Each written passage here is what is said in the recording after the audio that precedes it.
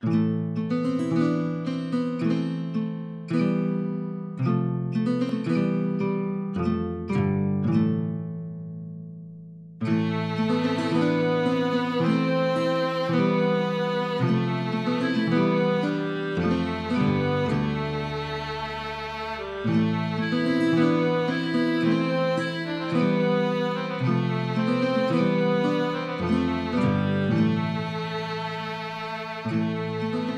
quête d'Iranon. Un jeune homme, le front ceint d'une couronne de feuilles de vigne posée sur des cheveux blonds brillants de mire, vêtu d'une tunique pourpre déchirée par les brouillards de la montagne, errait dans Télote, la cité de granit. Les habitants de Télote, hommes graves à la peau sombre, vivent dans des maisons carrées. Soupçonneux, ils demandèrent à l'étranger d'où il venait, quel était son nom et sa fortune. Le jeune homme répondit « Je m'appelle Iranon, j'arrive de la lointaine cité d'Aïra, dont je n'ai conservé qu'un vague souvenir que je tente de retrouver. Ma vocation consiste à créer de la beauté en perpétuant les évocations de l'enfance. Je chante des hymnes que j'ai appris à Aïra. Ma richesse, c'est mes chansons. Elles sont faites de petits souvenirs, de rêves et d'espoir que je fredonne le soir dans les jardins lorsque la lune est douce et que le vent d'ouest agite les bourgeons de lotus. » Après avoir entendu cela, les habitants de Télote se concertèrent. Si le rire et les chansons sont inconnus dans la ville de granit, ces hommes graves regardent parfois au printemps, du côté des collines cartiennes, en songeant aux luttes d'Ounaï dont parlent les voyageurs. C'est pourquoi ils prièrent l'étranger de rester et de chanter dans le square devant la tour de Melun, bien qu'il n'aimasse ni la couleur de sa tunique déchirée, ni la mire de ses cheveux, ni sa couronne de feuilles de vigne, ni la jeunesse de sa voix d'or. Le soir, Iranon chanta. Tandis qu'il chantait, un vieil homme pria et un aveugle affirma qu'il voyait une auréole autour de la tête du jeune poète. Mais la plupart des hommes de Télote bâillèrent. Quelques-uns rirent et d'autres s'endormirent. Iranon ne disait rien d'utile, en ne chantant que ses souvenirs, ses rêves et ses espérances. Je me rappelle le crépuscule, la lune et les doux chants qui me berçaient pour m'endormir. De ma fenêtre, je voyais la rue, pleine de lumière dorée, où les ombres valsaient sur des maisons de marbre. Je me rappelle sur le sol, le carré de lune dont la lueur était différente de toutes les autres, et les visions qui dansaient sur les rayons de l'astre nocturne quand ma mère chantait pour moi. Je me rappelle en été, le soleil du matin clair au-dessus des collines colorées, et aussi la douce senteur des fleurs, apportée par le vent du sud qui faisait chanter les arbres. Ô Aïra, cité de marbre et de béryl, que tes beautés sont nombreuses, comme j'aimais les bosquets tièdes et parfumés de l'autre côté du fleuve Nitra, et les cascades du petit Kra qui coulaient dans la vallée verdoyante. Dans les bois et dans cette vallée, les enfants se tressaient mutuellement des guirlandes. Au crépuscule, je faisais d'étranges rêves sous les arbres de la montagne, tandis que je voyais sous moi les lumières de la cité, et le Nitra silencieux réfléchissant un ruban d'étoiles. Et cette cité était remplie de palais de marbre veiné teintés avec des dômes dorés, des murs peints et des jardins verts décorés de bassins azurés et de fontaines de cristal. Souvent, je jouais dans les jardins et barbotais dans les bassins. Je m'allongeais pour rêver parmi les fleurs pâles, sous les arbres. Et parfois, au coucher du soleil, je montais la longue rue en pente qui menait à la citadelle et à la terrasse. Et de là, je contemplais Aïra, la cité de marbre et de béryl, splendide dans sa robe d'or flamboyant. Je te regrette depuis longtemps, Aïra. J'étais encore jeune quand nous connûmes l'exil, mais mon père était ton roi, et je reviendrai vers toi, car c'est ainsi que le destin en a décidé. Je t'ai cherché à travers 7 contrées, et un jour je régnerai sur tes bois et tes jardins, tes rues et tes palais.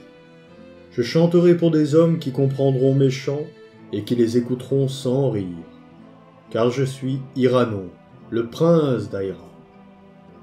Cette nuit-là, les hommes de Télote logèrent l'étranger dans une étable. Au matin, un archonte vint le trouver pour lui dire d'aller à l'échoppe d'Artok, le cordonnier, pour être son apprenti. « Mais je suis Iranon, un chanteur de chansons, dit-il, et je ne me sens pas la vocation de cordonnier. »« Tout le monde doit travailler à Télote, répondit l'archonte. Ici, c'est la loi. »« Pourquoi travaillez-vous » répliqua Iranon. « N'est-ce pas pour vivre et être heureux? Et si vous ne travaillez que pour travailler davantage, quand trouverez-vous le bonheur? La vie n'est-elle pas faite aussi de beauté et de chansons? Si vous n'admettez pas les chanteurs parmi vous, que ferez-vous alors des fruits de votre labeur? Un travail sans chansons, c'est comme une dure journée sans fin. La mort elle-même me semble plus agréable. » Mais l'archonte était morose, il ne comprit rien à ce discours et réprimanda l'étranger. « Tu es un curieux jeune homme, et je n'aime ni ton visage ni ta voix. Les paroles que tu prononces sont des blasphèmes, car les dieux de Télote ont dit que le travail était bon. Nos dieux nous ont promis un paradis de lumière. Après la mort, nous connaîtrons le repos éternel et une froideur de cristal, où personne ne tourmentera son esprit avec la pensée ou ses yeux avec la beauté. Va chez Artok, le cordonnier, ou quitte la ville avant le coucher du soleil. Tout le monde ici doit travailler. Chanter n'est que sottise. » Alors Iranon sortit de l'étable. Il marcha dans les rues étroites, entre les sinistres maisons de granit, à la recherche d'un espace vert, car tout n'était que pierre. Les visages des hommes étaient hostiles et exprimaient la réprobation. Il arriva ainsi au quai de pierre de la lente rivière Zuro, où était assis un petit garçon aux yeux tristes qui contemplait sur l'eau les branches aux bourgeons verts apportées par les torrents des collines. L'enfant lui dit : « N'es-tu pas celui dont parlent les archontes, celui qui recherche une lointaine cité dans un beau pays? Je m'appelle Romnod, je suis né à Télote, mais je n'arrive pas encore à m'habituer à la ville de granit. Je me languis chaque jour des bosquets tièdes, des lointains paysages de beauté et des champs. Au-delà des collines kartiennes, il y a Unai, la cité des luttes et de la danse, dont les confidences des voyageurs affirment qu'elle est à la fois attirante et terrible. C'est là-bas que j'irai, si j'étais assez grand pour trouver seul le chemin. C'est là que tu devrais aller. Là, les hommes t'écouteront chanter. Quittons la cité de Télote et partons ensemble pour les collines printanières. Tu me montreras comment on voyage et je t'écouterai chanter le soir, quand les étoiles, une à une, apportent le rêve dans l'esprit des dormeurs. Peut-être même Unai, la cité des luttes et de la danse, est-elle cette belle Aïra que tu recherches? Allons à Unai, ô Iranon à la tête d'or. Allons là où les hommes répondront à nos désirs. Là où ils nous accueilleront comme des frères. Là où personne ne rira ni ne froncera les sourcils à ce que nous disons. « Qu'il en soit ainsi, petit, » lui répondit Iranon. « Si tu aspires à la beauté, il faut quitter la cité de granit et aller au-delà des montagnes.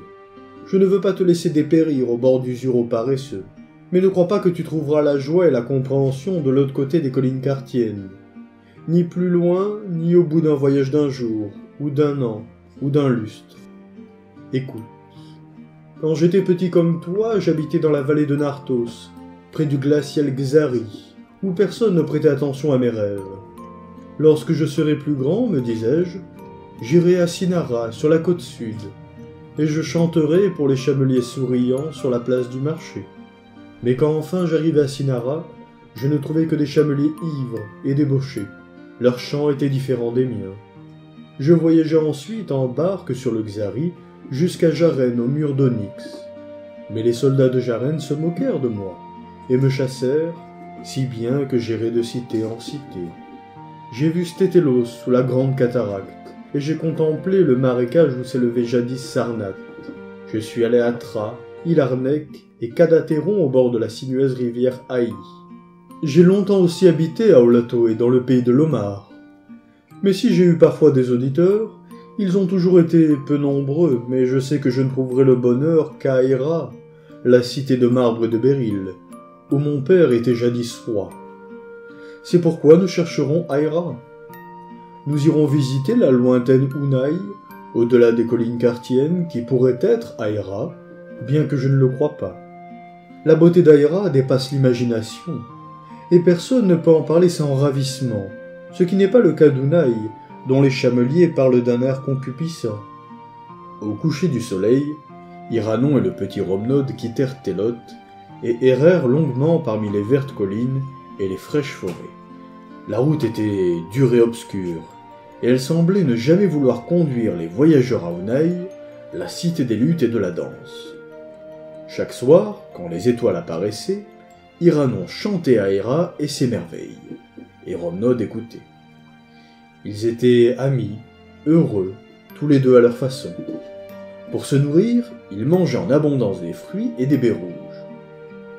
Le temps passait, et ils ne remarquèrent ni l'un ni l'autre que de nombreuses années s'étaient écoulées. Le petit Romnod était devenu grand, il parlait d'une voix grave et non plus aiguë, mais Iranon ne vieillissait pas. Ses cheveux dorés étaient toujours couverts de feuillage et parfumés d'une résine odorante qu'il trouvait dans les bois. Un jour, Romnod parut plus âgé que Iranon, bien qu'il fût très jeune quand son ami l'avait rencontré à Télote, en train de contempler les bourgeonnantes branches vertes flottant près des rives de pierre du paresseux Zuro. Par une nuit de pleine lune, les voyageurs, en arrivant au sommet d'une montagne, découvrirent la myriade de lumière d'Unai. Les paysans leur avaient dit qu'ils approchaient, mais Iranon sut que ce n'était pas Aïra, sa cité natale. Les lumières d'Unai étaient dures et crues, tandis que celles d'Aïra brillaient aussi doucement et aussi magnifiquement que les rayons de lune sur le sol, près de la fenêtre où la mère d'Iranon chantait jadis des chansons pour l'endormir. Iranon et Romnod descendirent la colline escarpée et gagnèrent Unai, à la recherche d'hommes à qui les chansons et les rêves apporteraient la joie. Lorsqu'ils arrivèrent dans la ville, ils aperçurent des fêtards, des guirlandes de roses autour du cou, qui allaient de maison en maison. Ces hommes, qui écoutèrent les chansons d'Iranon, lui lancèrent des fleurs et l'applaudirent quand il eut fini. Alors, pendant un instant, Iranon crut qu'il avait enfin trouvé ceux qui pensaient et ressentaient la même chose que lui. Quand l'aurore se leva, Iranon regarda autour de lui avec tristesse. Les dômes d'Unai n'étaient pas dorés, mais gris et lugubres. La ville était 100 fois moins belle que Aïra. Les habitants étaient livides à force de débauche, amollis par le vin, et tout à fait différents des hommes beaux et radieux d'Aïra. Mais comme ces gens lui avaient lancé des fleurs, en applaudissant ses chansons, Iranon resta, ainsi que son ami qui aimait l'atmosphère de fête de la ville. Romnod portait des roses et de la myrrhe dans ses cheveux noirs. Iranon chantait la nuit pour les fêtards, mais il ne changeait pas. Couronné de feuilles de vigne, il rêvait toujours aux rues de marbre d'Aïra, au cristallin Nitra. Iranon se produisit un jour dans le palais couvert de fresques du monarque, sur un dinde de cristal élevé au-dessus d'un gigantesque miroir. Il chanta avec tant de cœur qu'il donna à ses auditeurs l'impression que le sol reflétait des choses anciennes, très belles et à demi oubliées, et non des convives congestionnés par le vin qui lui lançaient des roses. Le roi le pria de quitter sa pourpre déchirée et l'habilla de satin et de tissu d'or, avec des bagues de jade verte et des bracelets d'ivoire teinté. Il le logea dans une chambre dorée et décorée de tapisseries, avec un lit de bois joliment sculpté et couvert de soie brodée de fleurs. Iranon demeura alors à Unai, la cité des luttes et des danses.